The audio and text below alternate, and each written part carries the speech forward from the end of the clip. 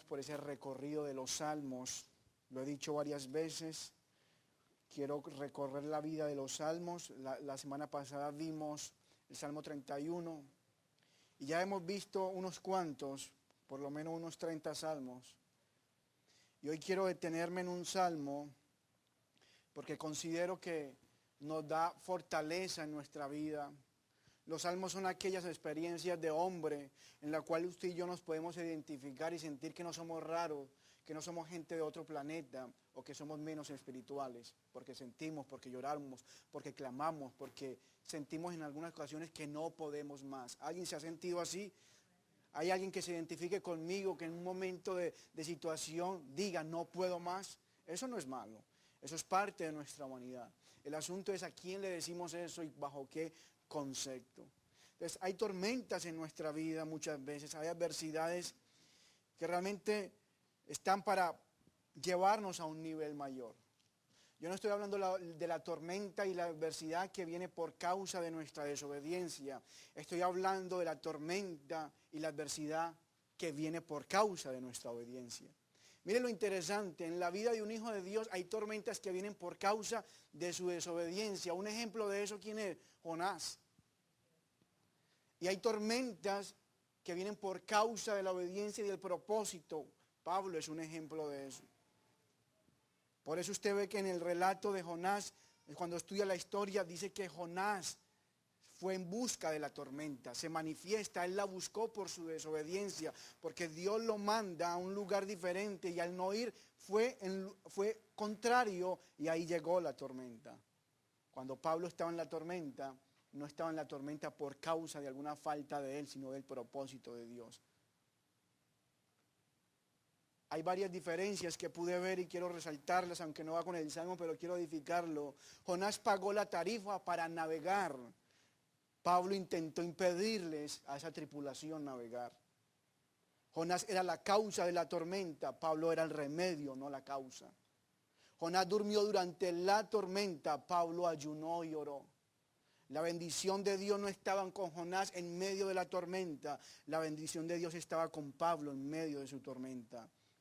Por eso la tripulación con Jonás estaba temerosa, pero la tripulación con Pablo estaba de buen ánimo. Y para poder ellos ser salvos en la tormenta de Jonás, Jonás tenía que ser expulsado de la embarcación. Pero para Pablo, todos ser salvos, todos tenían que permanecer en la embarcación, porque Dios ya había hablado que no perecerían. Mire la diferencia de una tormenta por causa de desobediencia y una tormenta por nuestra obediencia. Hoy yo quiero que nos registremos en uno de esos salmos, que es un salmo que toma una expresión y que nos da aliento a nuestra vida. Y que uno de los beneficios de los salmos es que podemos ver que las adversidades de hombres de antaño, de hombres del antiguo pacto, de hombres del Antiguo Testamento, son nuestras mismas realidades, son nuestras mismas falencias, son nuestros mismos temores, son nuestros mismos quebrantos y muchas veces nuestras mismas aflicciones. La expresión que quiero tomar es la expresión cuando hablo de aflicción, es el pozo que la Escritura registra como el pozo de la aflicción. Y la expresión que más me gusta es la que David establece como ese pozo. Él la describe más propiamente en el Salmo 40. Vamos a leer el Salmo 40, pero hoy solamente nos vamos a detener en los primeros 3 versículos. De ahí donde va a salir la impartición del mensaje, pero quiero leerlo todo para la edificación de nuestra vida y provecho. Salmo 40 dice de esta manera: esperé al Señor, pacientemente esperé al Señor, y se inclinó a mí. Y oyó mi clamor y me hizo sacar del pozo de la desesperación. Oiga eso, del pozo de la desesperación. Del lodo cenagoso puso mis pies sobre peña y enderezó mis pasos. Puso luego en mi boca cántico nuevo, alabanza a nuestro Dios. Verán esto muchos y temerán y confiarán en el Señor. Bienaventurado el hombre que puso en el Señor su confianza y no mira a los soberbios ni a los que se desvían tras la mentira. Has aumentado, Dios mío, tus maravillas y tus pensamientos para con nosotros. No es posible contarlos ante ti. Si yo anunciare y hablare de ellos, no pueden ser enumerados. Sacrificio y ofrenda no te agrada. Has abierto mis oídos, holocausto y expiación has demandado, no has demandado. Entonces dije, he aquí vengo, en el rollo del libro está escrito de mí, el hacer tu voluntad, Dios mío, me ha agradado. Y tu ley está en medio de mi corazón. He anunciado justicia en grande congregación. He aquí no refrené mis labios, el Señor, tú lo sabes. No encubrí tu justicia dentro de mi corazón. He publicado tu fidelidad y tu salvación. Era un hombre que estaba en el propósito. No oculté tu misericordia y tu verdad en grande asamblea. Señor, no retenga de mí tus misericordias. Tu misericordia y tu verdad me guardan siempre, porque me han rodeado males sin número. Me han alcanzado mis maldades y no puedo levantar la vista. Se han enumerado más que los cabellos de mi cabeza y mi corazón falla. Quieras, oh Señor, líbrame. Apresúrate a socorrerme. Sean avergonzados y confundidos a una los que buscan mi vida para destruirla. Vuelvan atrás y avergüéncese los que mi mal desean. Sean asolados en pago de su afrenta los que me dicen, ea, ea. Gócese y alégresen en ti todos los que te buscan y digan siempre los que aman tu salvación. ¿Qué es lo que deben decir siempre? El Señor se ha enaltecido, aunque afligido y necesitado, el Señor pensará en mí. Mi ayuda y mi libertador eres tú, Dios mío, no te tardes. Es un salmo tremendo y este salmo describe la liberación de Dios a la vida de David, pero lo más interesante, describe una situación de desesperanza, una situación de aflicción que afrontaba a él. Él le llama el pozo de la desesperación. Se ha dicho que este es un salmo también mesiánico. Hay salmos mesiánicos y tal vez usted se preguntará por qué se dice que son salmos mesiánicos. Porque se hace referencia de ellos en el Nuevo Pacto hablando acerca de Cristo. Y este es uno de esos salmos. En hebreo se registra esta escritura hablando del Señor Jesús. Pero hoy no me quiero digerir a ustedes hablando como un salmo mesiánico. Yo quiero extraer la realidad, la situación y la vida de David en medio de ese pozo de desesperación. Ahora, tal vez usted preguntará qué significa un pozo de desesperación. Busqué la palabra traducida a desesperación y realmente en original lo que significa es soledad, persecución, desalojo. Y tiene la idea de estar en una persona en un lugar solo, en un lugar oscuro, donde es sumergido en situaciones donde no puede levantarse. Yo no sé si esto fue literal, no sabemos. O David estaba hablando figurativamente, porque pudo haber sido literal.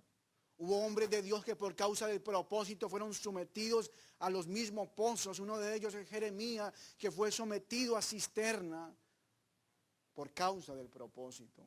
Lo interesante es que David dice, es que en medio de ese pozo de desesperación, él no solamente estaba desesperado, sino que en medio de ese pozo se resbalaba. Una cosa es que usted esté en un pozo desesperado y solo, otra cosa es que usted esté en un pozo y tienda a ir adelante, tienda a sobresalir, tienda a salir, pero cada vez se hunde más.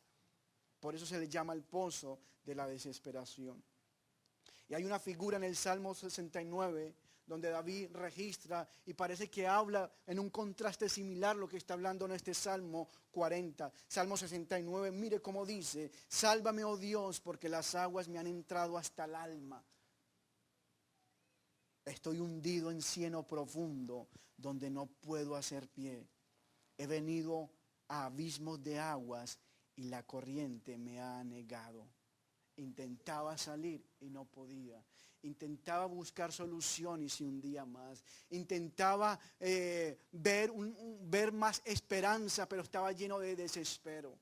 Hay alguien que se ha sentido así cuando siente que hay un ciclo que ha terminado y que va a salir a una nueva luz, pero se termina hundiendo más. Es como aflicción tras aflicción, que trae desespero, que trae impotencia, que trae desesperanza. Así se encontraba David, un hombre conforme al corazón de Dios. Y así nos encontramos muchas veces en nuestra vida, cada uno de nosotros. Cada uno de nosotros.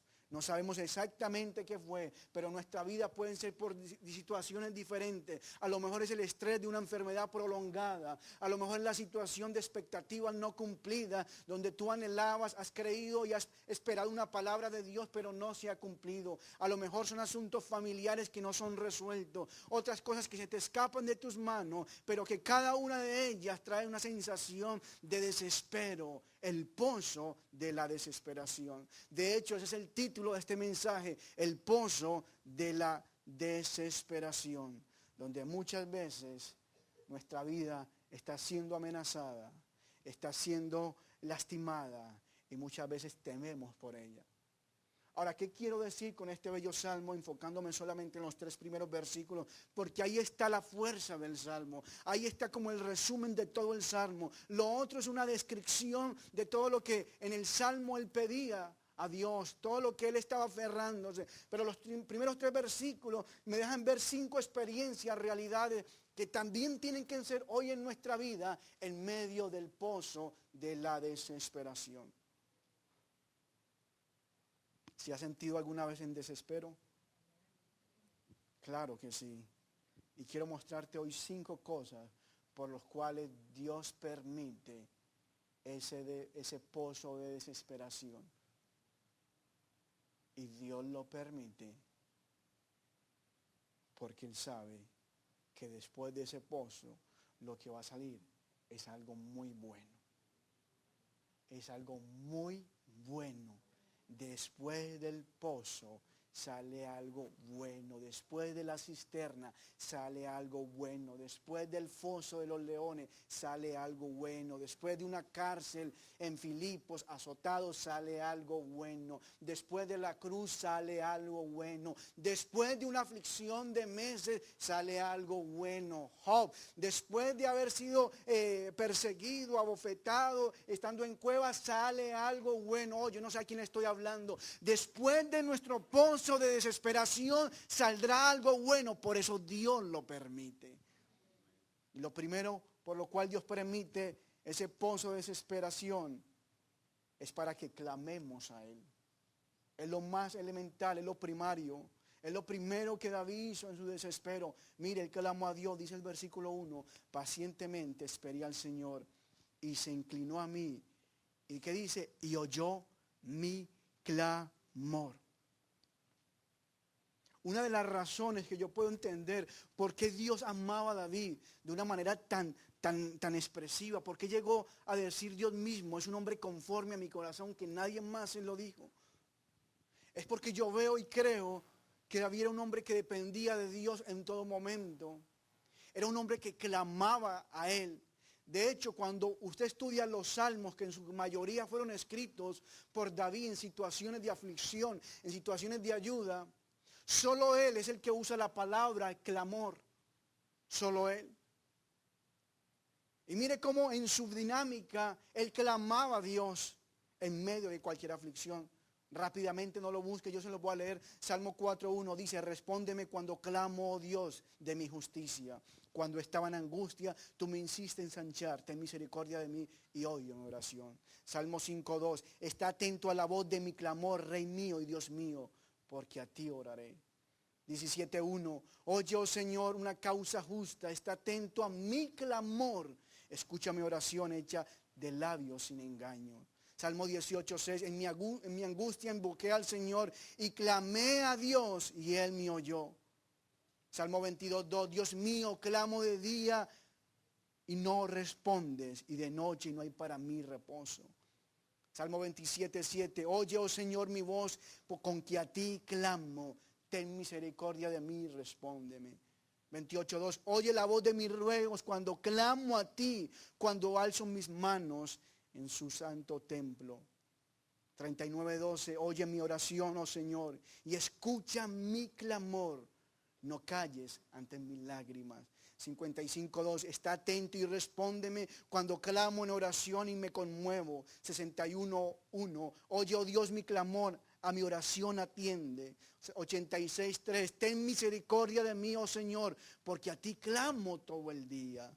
88:1, oh Señor, Dios mío de mi salvación, día y noche clamo delante de ti. Versículo 2, llegue mi oración a tu presencia, inclina tu oído a mi clamor. El Salmo 142, versículo 6, finalmente él dice, escucha mi clamor, porque estoy muy afligido. ¿Qué es lo que quiero registrar? Una de las cosas que caracterizaba a David en medio de su aflicción, era que él clamaba a Dios.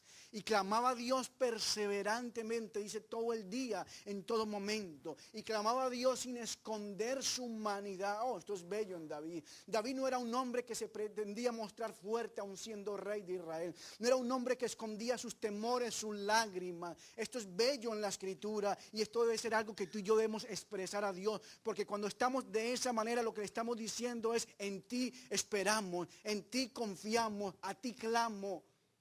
No trate de ser muchas veces ante Dios como ese atleta que está nadando para llegar a la meta y a lo mejor tiene un calambre, pero para mostrar su esfuerzo no quiere pedir ayuda, sino quiere llegar para mostrarse fuerte. Dios no espera ese tipo de creyentes, Dios no espera ese tipo de hombres que en medio de su aflicción, en vez de pedir ayuda, lo que quieren es en sus fuerzas lograr para no mostrar ningún signo de debilidad.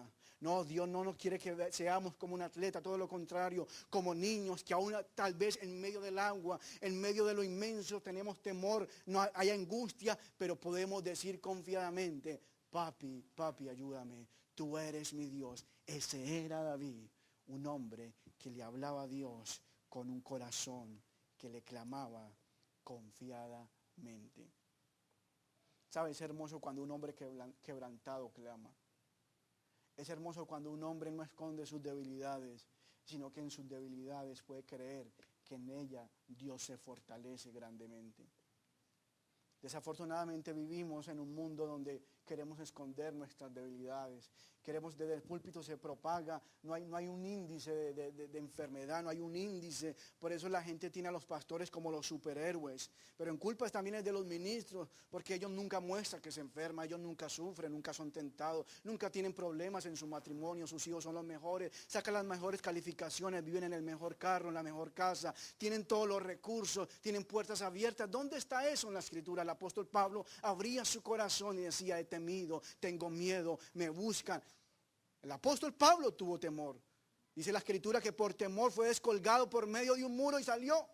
¿Dónde está el hombre ahí fuerte declarando y afirmando todo lo puedo en Cristo? No, porque no se trata de eso. Se trata que aún en medio de nuestra humanidad podamos clamar a Él firmemente.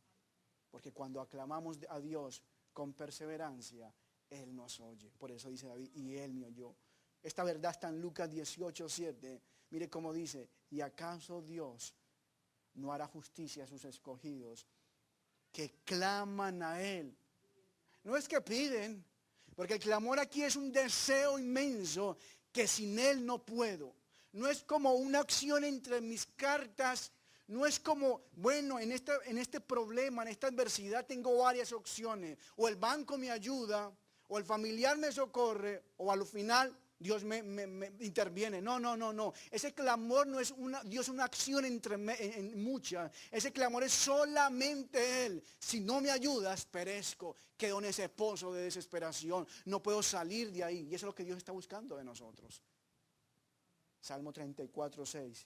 Este pobre clamó y le oyó el Señor y lo libró de todas sus angustias. Y el versículo 15 dice, los ojos del Señor están sobre los justos y atentos sus oídos al clamor de ellos. Por eso en medio de nuestro pozo de desesperación, lo que debemos clamar es a Dios, no la ayuda del hombre. ¿Sabe? Algunos están dispuestos a reconocer que necesitan ayuda, pero el problema es que esa ayuda la esperan muchas veces del hombre. Porque el hombre puede ayudar y a Dios le desagrada ese tipo de conducta. A Dios le desagrada ese tipo de actitud. Un ejemplo de eso lo vemos en el rey Asa. Dios al rey Asa lo castigó, lo reprendió por apoyarse en Siria.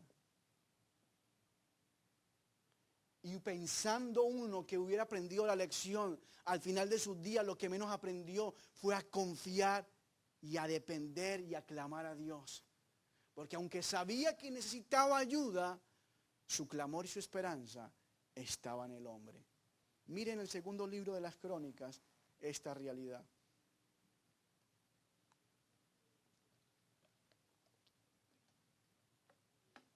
En aquel capítulo 16, versículo 7. En aquel tiempo vino el vidente Ananías a Asa, rey de Judá, y le dijo: por cuanto tú te has apoyado, miren lo importante, tú te has apoyado en el rey de Siria y no te apoyaste en el Señor tu Dios, por eso el ejército del rey de Siria ha escapado de tus manos. Y le hace una comparación, un memorando, un recuerdo. Los etíopes y los libios no eran un ejército numeroso con carros y mucha gente de a caballo.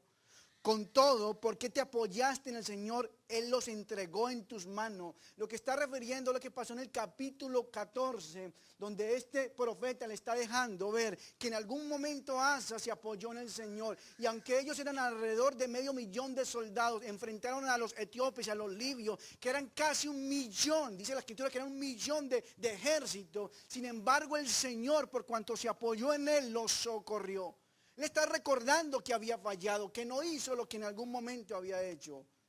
Y dice, porque los ojos del Señor contemplan toda la tierra. De ahí donde tiene la fuerza este versículo, para mostrar su poder a favor de los que tienen un corazón perfecto para con Él. Ahí lo que está indicando a los que tienen un corazón que depende de Él, que claman a Él, que se apoyan con Él. Locamente has hecho en esto, porque de aquí en adelante habrá más guerra contra ti. Uno hubiera aprendido, aprendido la lección, pero tristemente Dios nos habla, envía gente, envía profetas. Yo quiero decir a alguno de ustedes, Dios le ha venido hablando por mucho tiempo, aún ha usado su palabra, aún ha usado mensajes, aún ha usado CDs, aún ha usado hombres de Dios y no han hecho caso. Y uno esperaría que la gente recapacite. Pero es tan duro el corazón que muchas veces, en vez de que pasan los días y yo reconocer y ver cómo el favor de Dios Él ha quitado el apoyo sobre mi vida porque yo dejé de apoyarme en Él, terminamos todavía con una actitud de hacerlo a mi manera. Porque así terminó Asa, versículo 12. En el año 39 de su reinado, Asa enfermó gravemente de los pies y en su enfermedad no buscó a Dios, sino a los médicos. Qué tremendo. Ni siquiera en su enfermedad. Ahora, aquí no está diciendo que los médicos son malos. Ojo con eso. Aquí lo que está diciendo es que él confió en los médicos más que en Dios. Y ese es un problema muchas veces de nosotros, los extremos. Dios me va a sanar y yo hago con mi salud lo que quiera y ni siquiera soy capaz de tomar acciones para prevenir o para ir a revisarme, porque no, los médicos no. Dios me sana. Yo he escuchado, eso es legalismo, eso es religiosidad. O por el otro grado, confiamos más en los médicos que nos olvidamos de Dios y ya nuestra esperanza está en el hombre. Hoy yo quiero el mejor cirujano. Hoy búsqueme el mejor médico, pensando que aún el mejor es lo que me va a dar confianza y me dará, la ayuda, el beneficio. Aquí el énfasis no es que los médicos nos tengan una labor. El énfasis es que aunque un médico me esté atendiendo, mi apoyo está en Dios. Porque aún el Dios de la sanidad no es el médico. El Dios de la sanidad es nuestro Dios todopoderoso que usa a los médicos para favor nuestro. Pero mi confianza está dirigida a Él. Ahí está la enseñanza muchas veces en nuestra vida. Ahora, en nuestra vida, ese pozo de desesperación es para que no clamemos al hombre, sino solo a Dios. Que no nos pase como el rey Asa. ¿Sabe? El rey Asa fue un rey bueno. No fue de esos reyes que empezaron gobernando mal, todo lo contrario. Cuando usted estudia los capítulos anteriores del segundo libro de las Crónicas, capítulo 16, se dará cuenta que fue un hombre que obedeció a Dios, hizo lo recto delante de él, quitó altares, restableció la ciudad, hermoso, se apoyó en Dios, pero al final de sus días, como ya dominaba, como ya había visto el favor, quiso hacerlo a su manera. Porque para Dios no cuenta solamente cómo empezamos, sino cómo terminamos. Ahí está nuestra tarea, ahí nuestra perseverancia. Oh, que Dios nos guarde de empezar bien, de apoyarnos, de servir como instrumentos de reforma, de cambio, de bendición y edificación al pueblo, de aún tomar las medidas y los principios, de apoyarnos en Él. Pero llegamos a un momento en que hemos visto tanto el respaldo de Dios que creemos que ya lo podemos hacer solo a nuestra manera. Que ya podemos dominar las cosas. Más bien digamos como David en el versículo 17. Aunque afligido yo y necesitado, el Señor pensará en mí. ¿Sabe? Esto puede ser para alguien en esta tarde. Dejarle saber que en medio de su pozo de desesperación hay un Dios que está pensando en ti. Mi ayuda y mi libertador eres tú, Dios mío, no te tardes. Qué consolador, qué hermoso, qué grande saber que en nuestra aflicción hay un Dios que está pensando en nosotros. Yo le estoy diciendo que hay un Dios que está pensando en nosotros. David tenía eso claro. Y cuando entendemos los pensamientos de Dios, entonces eso nos da seguridad, nos da consuelo. El Salmo 139, versículo 17, mire cómo dice: cuán precioso me son, oh Dios, tus pensamientos, cuán grande es la suma de ellos. Si los enumero se multiplican más que la arena, despierto y aún estoy contigo. ¿Sabe por qué es maravilloso el hecho de saber que hay un Dios que está pensando en nosotros? Porque los pensamientos de Dios se caracterizan por tres virtudes grandes, majestuosas. Una, los pensamientos de Dios son buenos. Todo lo que Dios piensa sobre sus hijos, sobre sus elegidos, son pensamientos buenos. Él no piensa algo malo. Versículo 11, capítulo 29 de Jeremías dice: porque yo sé los pensamientos que tengo acerca de vosotros, dice el Señor, pensamientos de paz y no de mal, para darlos el fin que esperar. Si supiéramos lo que Dios piensa de nosotros, yo creo que esto nos traería consuelo en medio de nuestra aflicción. Son pensamientos de paz, de amor, de gozo, de gracia, de misericordia. Por eso es bueno los pensamientos de Dios. Por eso saber que en medio de mi aflicción hay un Dios que está pensando en mí, es automáticamente pensar que está pensando bien de mí, no mal de mí, bien de mí. Segundo, porque los pensamientos de Dios son maravillosos, porque los pensamientos de Él son eternos. Salmo 33, 11, el consejo del Señor permanecerá para siempre, los pensamientos de su corazón por todas las generaciones. No solamente son buenos, son eternos. Y esto es grande en nuestra vida. Esto es grande en nuestro corazón. Porque de la eternidad y hasta la eternidad pensará bien de nosotros.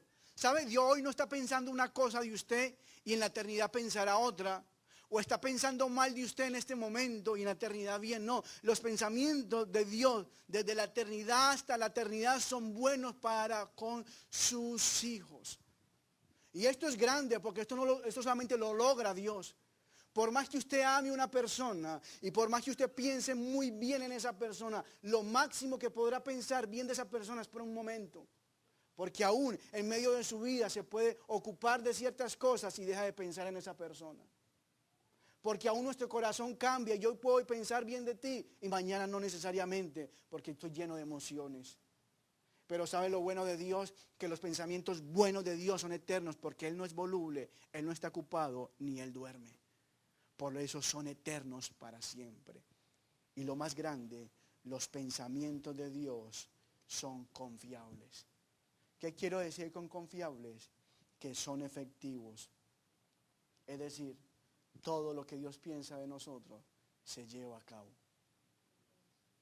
Esto ya es grande. Porque yo puedo pensar bien de usted, puedo pensar por mucho tiempo de usted, pero no necesariamente quiere decir que lo que estoy pensando de usted lo voy a llevar a cabo. ¿No le ha pasado a esa gente que piensa en usted? He pensado en ayudarte, y he pensado en ayudarte, y he pensado en ayudarte, y nunca lo ayuda. Los pensamientos eran buenos, era continuamente el pensamiento, pero no son pensamientos efectivos porque no se llegan a ser realidad en nuestra vida. Lo bueno de los pensamientos de Dios es que son buenos, son eternos y son confiables, se hacen realidad. De nada valdría un Dios que tenga pensamientos excelentes sobre sus hijos. De nada valdría un Dios que tenga pensamientos eternos constantemente sobre sus hijos si esos pensamientos que están en Él no los manifiesta y los hace a realidad hacia su pueblo, hacia su generación.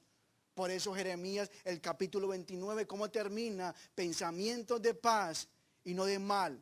¿Para qué? Para darnos el fin que esperamos. Es decir, lo que estoy pensando en ustedes, lo voy a manifestar, lo voy a hacer realidad para darles el fin que esperar. Dios no es como un amigo que piensa ayudarnos, pero nunca lo hace. No, no, Dios es un Dios que piensa bien de nosotros. Y eso es de hecho, le voy a decir algo, por un pensamiento bondadoso, lleno de gracia de Dios que estamos aquí. Porque lo que Él pensó desde antes de la fundación del mundo lo llevó a cabo con sus elegidos. No lo dejó en un pensamiento. Imagínense a un Dios que está pensando bien a este lo quiero elegir, a este lo voy a predestinar. Y después no lo lleva a cabo, no. Todo pensamiento de Dios desde la eternidad se llevó a cabo con sus elegidos. Por eso Pablo tiene la confianza que el mismo Dios que predestinó, el mismo Dios que justifica y el mismo Dios que nos glorificó. Él ve algo, un paquete completo, porque todo pensamiento de Dios bueno se lleva a cabo para con sus hijos. Yo creo que usted se iba a alegrar por eso.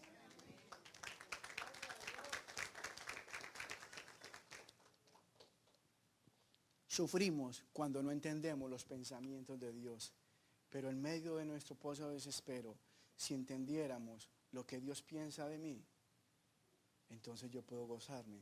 Dios, gracias, porque en este momento, aunque me sienta mal, difícil, en agonía, hay alguien que está pensando bien. Usted no se alegra cuando se entera, mira, me enteré de alguien que está pensando algo y le dice el bien de usted. Usted se alegra, ¿verdad? Oh, qué bueno.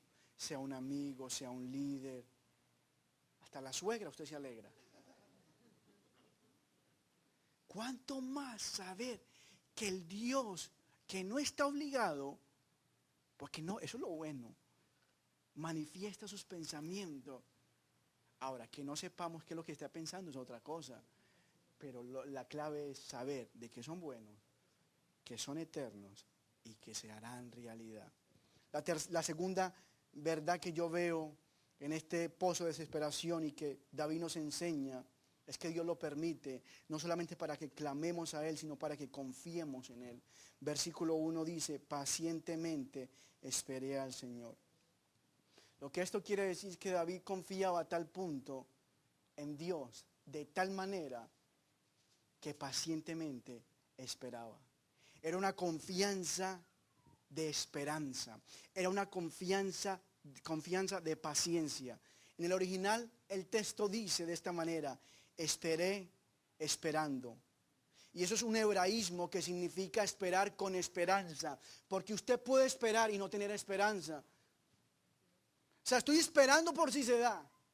No, no, no. Aquí en el original, cuando David dice pacientemente esperé, es como esperé esperando. Esperé con esperanza. Esperé confiando de que Dios va a responder. No solamente estoy clamando porque sé que debo clamar. Estoy confiando porque sé que hay un Dios que va a responder. Es lleno de esperanza. Y esto es importante para nosotros porque muchas veces en nuestra vida dejamos de confiar en Dios. Y eso viene desde la caída de Adán. Eso no lo inauguró usted. Desde Adán empezó a confiar en su vida, empezó a confiar en lo que él podía entender, en lo que él podía dominar y dejó de confiar en Dios, de depender en Él.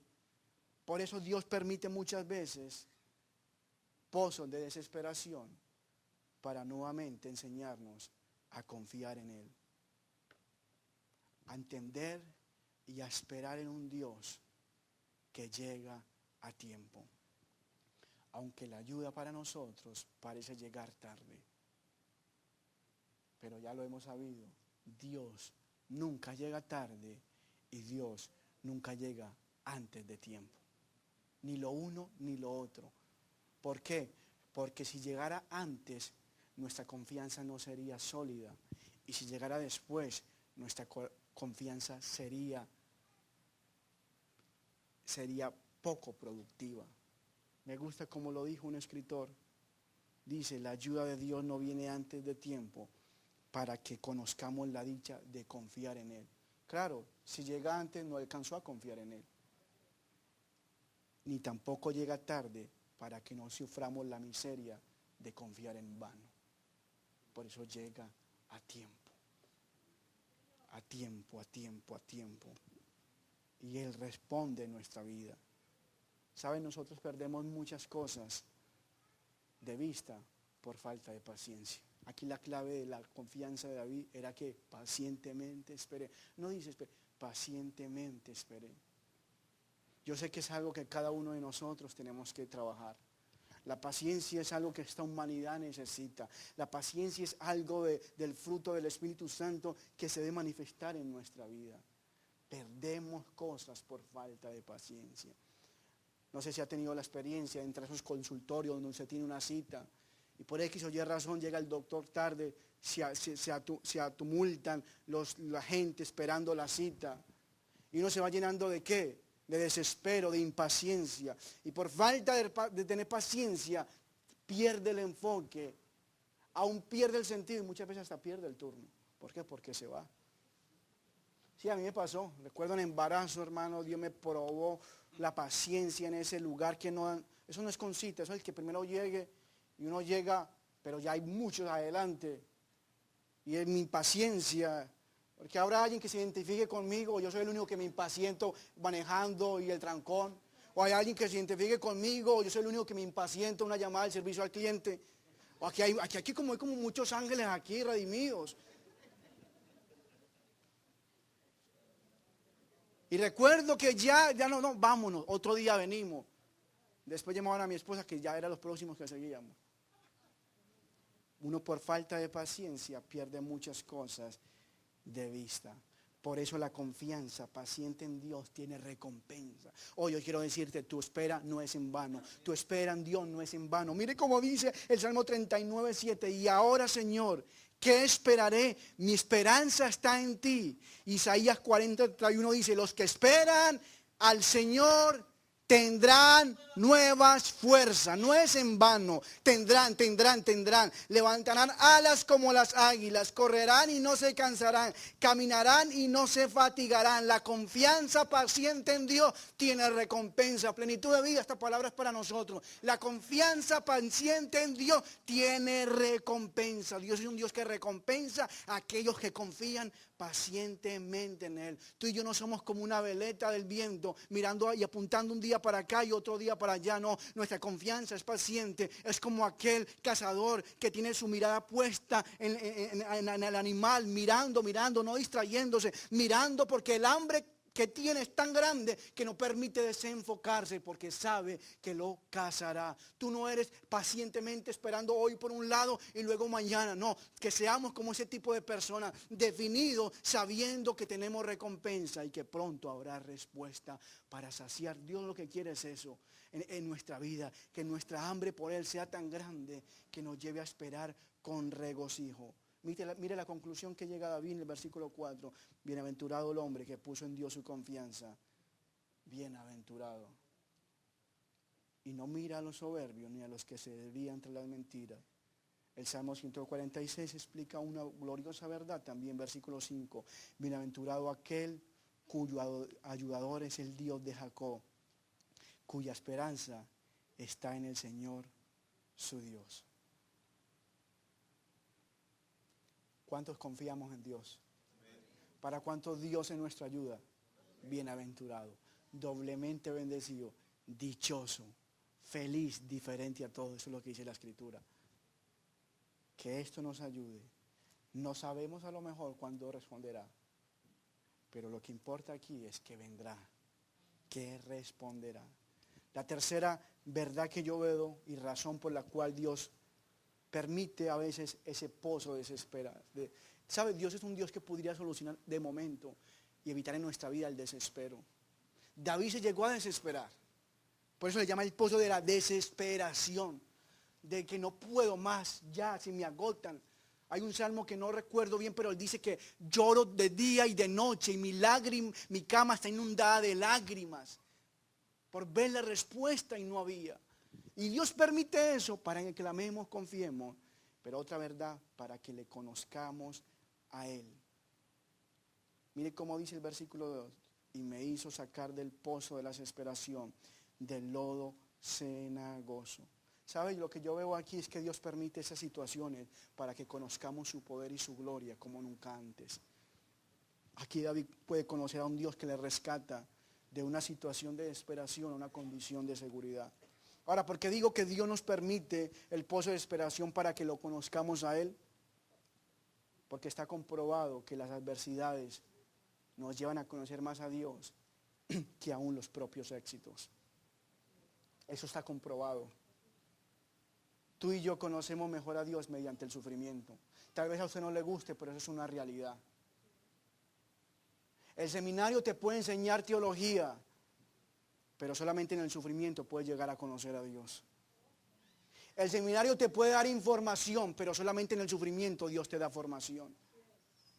En el seminario tú puedes conocer la verdad, pero solamente en el sufrimiento puedes practicar esa verdad. En tiempos de comodidad tú sabes que Dios es bueno y es tu proveedor, pero solamente en tiempos de adversidad es donde vas a practicar realmente y conocerlo a Él como Dios proveedor. Eso es una realidad en nuestra vida. Nos enseña todo el tiempo a conocer más a Dios. Es en la prueba donde obtenemos formación. Porque cuando estamos muchas veces bien, conocemos de Dios, pero no llegamos a conocer a Dios a un nivel más profundo. Por eso yo quiero decirte, Dios permite el sufrimiento para que le conozcamos en una manera que nunca le habíamos conocido y para que Él pueda glorificarse. ¿Sabe? Yo veo esto en los discípulos. Fue a través del sufrimiento, dice la Escritura, de un hombre ciego de nacimiento que conocieron a Dios como nunca antes. Como nunca se lo habían enseñado la ley, como nunca se lo imaginarían, como nunca los fariseos se lo enseñaron. Fue a través del sufrimiento del ciego de nacimiento que los discípulos conocieron una naturaleza de Dios como nunca antes. Porque cuando ven en Juan 9 ese hombre ciego, lo que ellos le dicen, Señor, ¿quién pecó, este o sus padres, para que haya nacido así? Y le dicen, ninguno pecó, ha nacido así para que la gloria de Dios se manifieste. En la cabeza de los discípulos no cabía esa apreciación, porque lo que ellos conocían de Dios es que todo sufrimiento era por causa del pecado. Y aquí conocieron una naturaleza de Dios que un hombre puede sufrir aunque no sea por causa del pecado, sino porque Dios lo permite para su gloria. Para los fariseos menos era esa postura. Ellos todo el que veían mal era por causa del pecado, porque la ley establecía que la paga del pecado era muerte, que había maldición y que había enfermedad. Claro que eso tiene un grado de verdad, pero a través del sufrimiento Dios nos lleva a facetas como nunca antes, nos derrumba nuestras estructuras, nos redumba muchas veces lo que conocemos, pero es porque lo conocemos de segunda mano. Y a través de Él, Dios nos da una faceta. ¿Qué lección se llevarían los discípulos? Para que de ahora en adelante no todos ciegos lo juzgaran de acuerdo a su propia vista. Lo conocieron en otra manera. Es porque a veces, en medio del sufrimiento, tenemos un entendimiento más íntimo de la naturaleza de Dios. Mire cómo habla David, versículos 5 y 6. Has aumentado, Señor Dios mío, tus maravillas y tus pensamientos para con nosotros. No es posible contarlos ante ti. Si yo anunciar y hablar de ellos, no pueden ser enumerados. Sacrificio y ofrenda no te agrada. Has abierto mis oídos. Ojo, holocausto y expiación no has demandado. ¿A través de qué situación David llegó a esa conclusión? ¿A través de qué situación David llegó a conocer eso de Dios? Que no le agradaba solamente el sacrificio, la ofrenda. A través de ese pozo de desesperación, porque está en el contexto. Llegó a conocer a una manera a Dios más profunda. llegó a conocerlo de una manera diferente en su tiempo de aflicción. Y Job también experimentó esa verdad. Porque él conocía a Dios como muchos de nosotros a veces. Así me lo enseñaron, así lo aprendí, así creo, así pienso, así siento. Y Dios, para revelarse de una manera más profunda, entonces sumerge a un hombre en el pozo de la desesperación más grande que alguien puede haber tenido, llamado Job, para que al final de sus días, en el capítulo 42, llegue a decir: yo conozco que todo lo puedes y que no hay pensamiento que se esconda de ti. ¿Quién es el que oscurece el consejo sin entendimiento? Él está hablando del mismo que lo había hecho antes, porque no conocía a Dios a ese nivel. Por tanto, yo hablaba lo que no entendía. Cosas demasiado maravillosas para mí que yo no comprendía. Oye, te ruego y hablaré, te preguntaré y tú me enseñarás. De oídas te había oído, mas ahora mis ojos te ven. Algunos en tiempos de comodidad conocemos a Dios de segunda mano. Por eso entonces Dios permite tiempos de aflicción para conocerle a Él tal y como Él es. Para Job en su mente no cabía un Dios que permitiera que sufriera al grado que él sufrió. Por eso él le trata de preguntar a Dios muchas cosas. Y pregunta esperando respuesta y Dios no le responde. Pero cuando entiende entonces que Dios es omnipotente, todo lo puede y todo lo hace según su voluntad, él cayó y ahora ya no pregunta, ahora se sienta como un alumno para saber que Dios le enseñe. Ya él no tiene la voz, ya entiende de que había hablado en ignorancia. Por eso en nuestra vida, iglesia, a veces Dios permite esos tiempos. Cuando estamos en pozos de desesperación, Dios nos revela algo más profundo de Él. No sé si a usted le ha pasado eso en alguna situación. ¿Sabe? Yo creo que yo le estoy hablando a alguien aquí que en medio de su pozo de desesperación va a conocer a Dios a un nivel mayor. Yo creo que yo le estoy hablando a una mujer aquí que en medio de ese pozo de aflicción va a conocer a un Dios mayor, verdadero, firme, y puede decir: conozco que todo lo puedes. Conozco que todo lo puedes. Había escuchado, había entendido, he recibido de otra mano, pero ahora sé por convicción propia. Ahora yo conozco no solamente lo que tú eres, conozco tu mismo poder y tu gloria, porque a través de ese pozo de desesperación David vio el poder de Dios que lo rescató, que lo sacó, que lo libró. La cuarta verdad que Dios permite pozos de desesperación es para que caminemos en Él. Dije primero, para que clamemos a Él. Segundo, para que confiemos en Él. Tercero, para que le conozcamos a Él. Cuarto, para que caminemos en Él. Versículo 2, parte B. Puso mis pies sobre peña y enderezó mis pasos.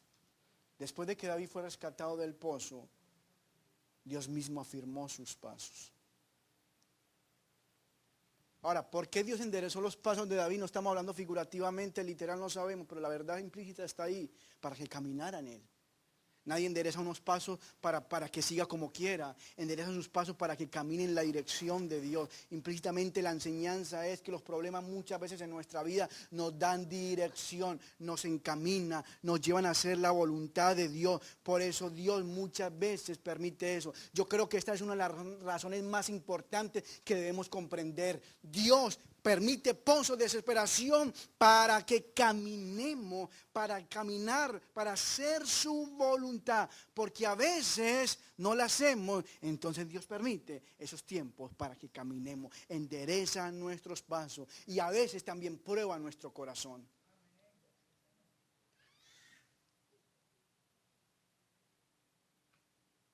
Porque no sabemos lo que hay en nuestro corazón. Escuchen, no sabemos lo que hay en nuestro corazón hasta que estamos en tiempos de desespero. No sabemos. No, yo creo en mentira. Los creyentes somos como bolsas de té, hasta que no estamos en el agua caliente no sabemos lo que hay adentro. Ahí en la cajita es muy lindo, pero realmente cuando Dios nos sumerge en la prueba de fuego, dice la Escritura, que purifica nuestro corazón. Porque cuando estamos bien, Dios entonces permite que por entendimiento lo obedezcamos. Y mentira, esa es la excepción de la regla. Ahora, yo no estoy diciendo que Dios te va a mantener toda la vida como un sufrido eso, no, porque cuando uno aprende la lección, la aprende. El asunto es que no pasamos el examen. A nadie le hacen repetir el examen de 11, 10 veces. Lo hacen repetir si no lo pasa, pero después de que lo pasa se graduó. Así pasa con Dios. Si hemos repetido es porque no lo hemos pasado. O sea, el problema no está, el sufrimiento y la cantidad de tiempo no está en manos de Dios, está en manos de nosotros. Dios determinó que pasaran por un desierto, pero ellos terminaron el tiempo porque se quedaron renegando. Nunca aprendieron y nunca llegaron a aprender que Dios quitó esa generación y levantó una nueva. Y cuando levantó una nueva ya le dio un tiempo determinado. Porque Dios sabía en el propósito que le iban a graduar. Entonces, el desierto es de Dios, pero las vueltas que yo le dé sí es mi responsabilidad. Entonces, ese sufrimiento Dios permite a veces que pase para enseñarnos. Mire cómo dice el Salmo 119, versículo 67. Antes que fuera yo humillado, descarriado andaba. ¡Oh! Mas ahora guardo tu palabra. Mire, lo que está diciendo, antes que Dios me metiera en esta aflicción, estaba andando mi vida como quisiera. Pero ya ahora que estoy en la aflicción, he aprendido a guardar tu palabra. Versículo 71, bueno me es haber sido humillado para que aprenda tus estatutos. Quiéralo o no lo quiera aceptar, las lecciones más profundas vienen a través del dolor. Quiéralo o no lo quiera aceptar.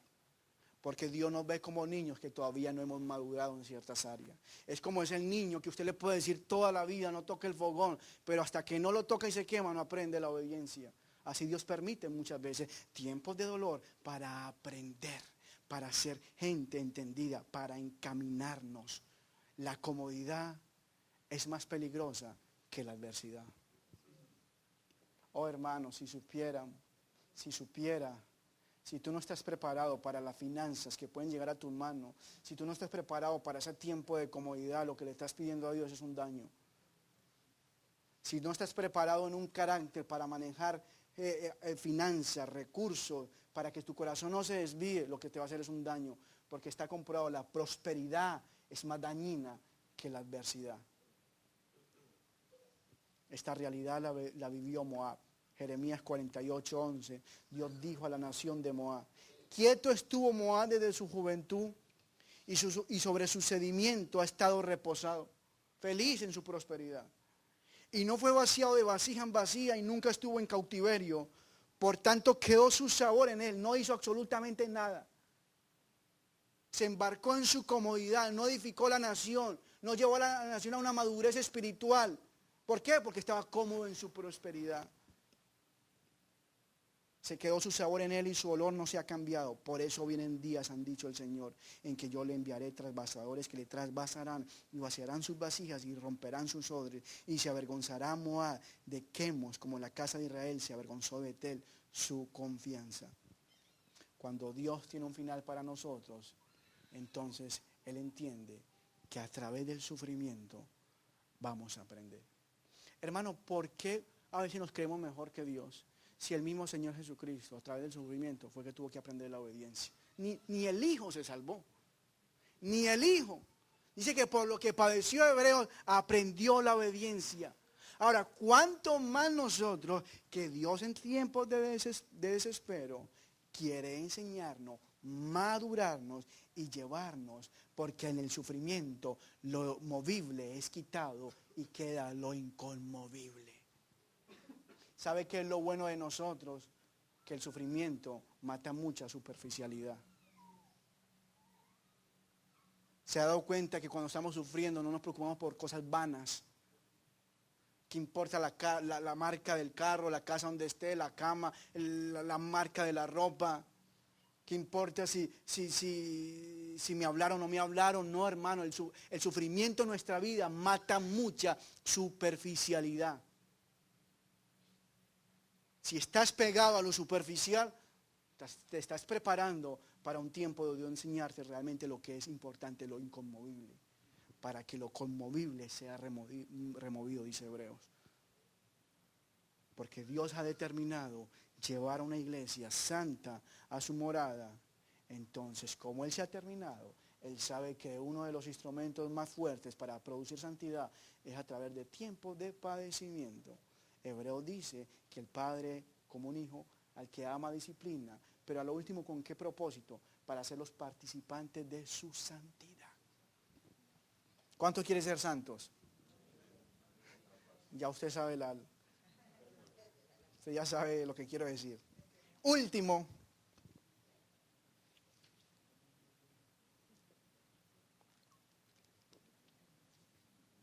Ahora no diga, no, hermano, entonces si es para ser santo, entonces voy a sufrir. No, tranquilo, es que si usted no quiere vivir en santidad, va a sufrir más. Va a sufrir más. Porque la paga, el pecado y la ira de Dios, por favor, yo prefiero sufrir que me está puliendo y no que me esté castigando. Yo prefiero la disciplina preventiva y no la disciplina correctiva por causa de mi desobediencia, ¿no? Hermano, el hombre de por sí sufre de cualquier manera, La única diferencia es que nuestro sufrimiento es temporal y el que está sin Dios es eterno.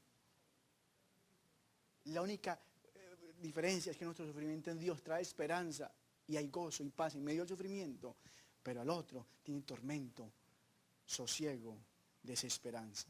Pero la última verdad que yo veo es que Dios permite nuestros pozos de desesperación para que cantemos a Él. Cuando Dios nos introduce y nos libera de tiempo de aflicción, es para cantarle a Él. Versículo 3. Puso luego en mi boca cántico nuevo, alabanza a nuestro Dios. El Señor le dio a David un cántico nuevo para cantarle. Probablemente sea el que estamos leyendo, probablemente. Porque Él al final en el versículo 16 dice, gócesen y alégresen en ti todos los que te buscan y digas siempre los que aman tu salvación. Hace un pare para que la gente exprese, Señor sea enaltecido. Probablemente ese sea el cántico nuevo que le dio a David. Pero la enseñanza es, Dios es la causa de nuestro cántico y Dios es el fin de nuestro cántico. Eso es lo interesante, que Él es el que pone un cántico nuevo en nosotros para cantarle a Él. ¿Sabía usted que todo lo que Dios hace, lo vuelvo y le digo, lo hace para Él? Aquí le está dando un cántico nuevo a David, porque necesita que David le cante a Él.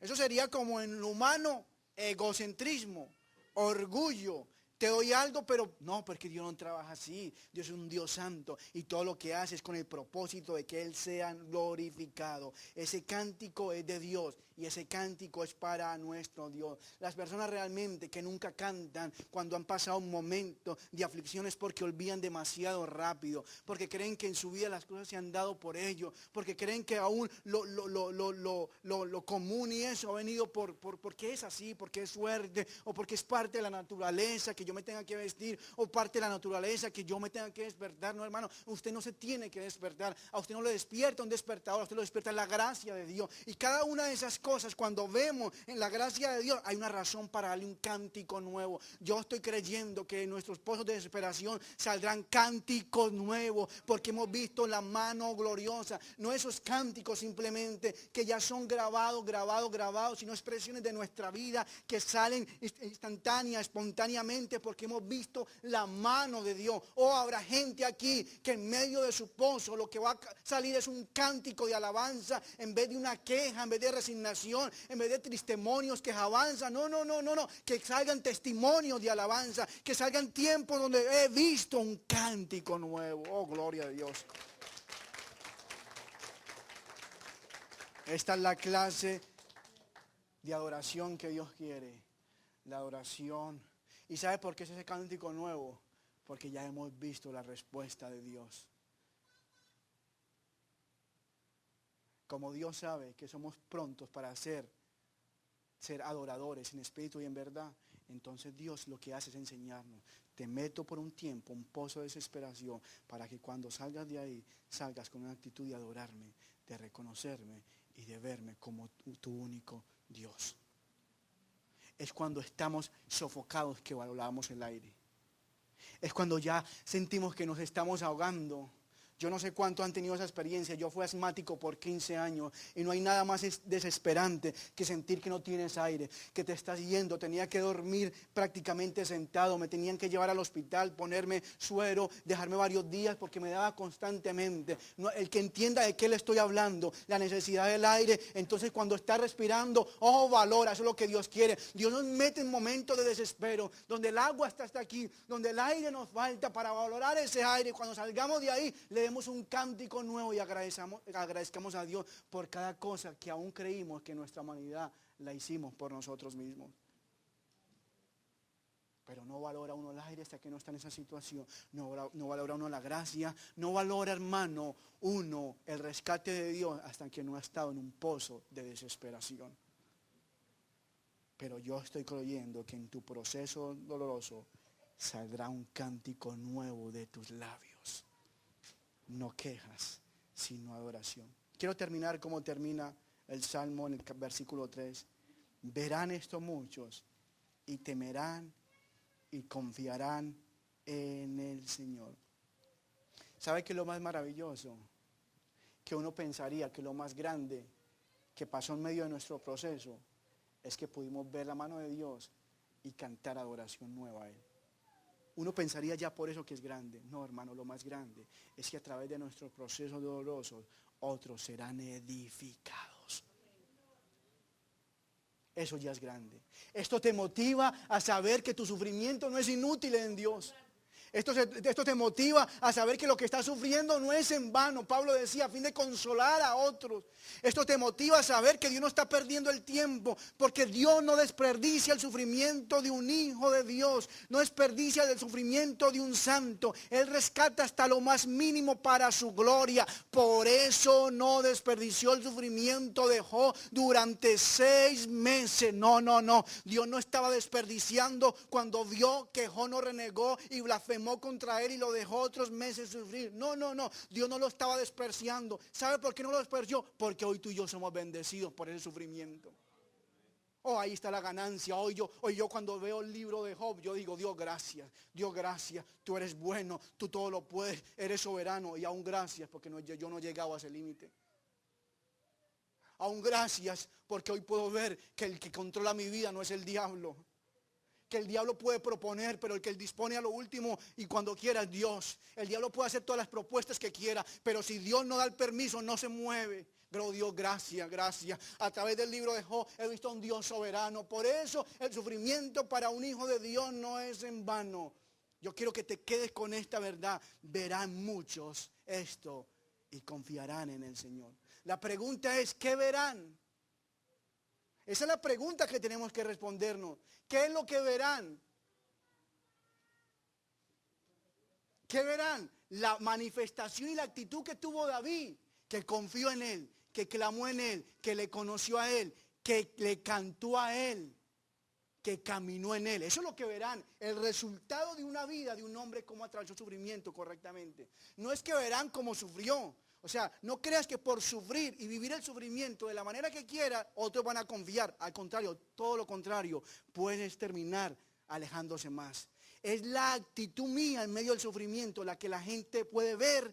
Entonces dirá, confiarán en Dios. Porque si este hombre no lo derrotó eso, sino que en medio de ese sufrimiento confió, clamó, lo conoció, caminó y salió un cántico nuevo de él, entonces el sufrimiento bendice la vida de otros. Esto es lo que verán. Esto es lo que Dios nos llama a manifestar. Por eso, iglesia, hoy el llamado a nuestra vida es adorarle con entendimiento. Porque solo Dios puede hacer de los pozos de desesperación pozos de transformación. Porque solo Dios de los pozos de quejas puede sacar cántico nuevo. Solo Dios usa el sufrimiento para beneficio de Él. Solo Dios usa el sufrimiento en nuestra vida.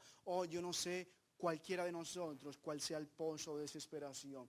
Lo único es que Dios hoy nos llama a clamar, confiar, conocerle, caminar y cantarle un cántico nuevo a Él, sabiendo que beneficiará la vida de otros. Yo he visto cómo procesos en mi vida, mi matrimonio, ha bendecido la vida de otros. Y uno entiende con el tiempo, Dios, tú permitiste eso para consolar a otros con la misma consolación con que yo fui consolado. No desperdicies tu pozo de desesperación. Lo desperdicias cuando en vez de clamar a Dios, clamas al hombre. Lo desperdicias cuando en vez de confiar en Dios, confías en ti mismo. Lo desperdicias cuando en vez de conocer a Dios, conoce es otras cosas. Lo desperdicias es cuando en vez de caminar en Él, terminas tomando tus decisiones. Y lo desperdicias cuando en vez de salir un cántico nuevo, lo que sale son quejas, resignación y no alabanzas a un Dios que todo lo tiene bajo control y que poderosamente rescata. Porque el Salmo dice, me rescató, me sacó del pozo de la desesperación y me puso sobre piedra sólida. Me puso mis pies firmes. ¿Cuántos creen en Dios que va a hacer eso en nuestra vida?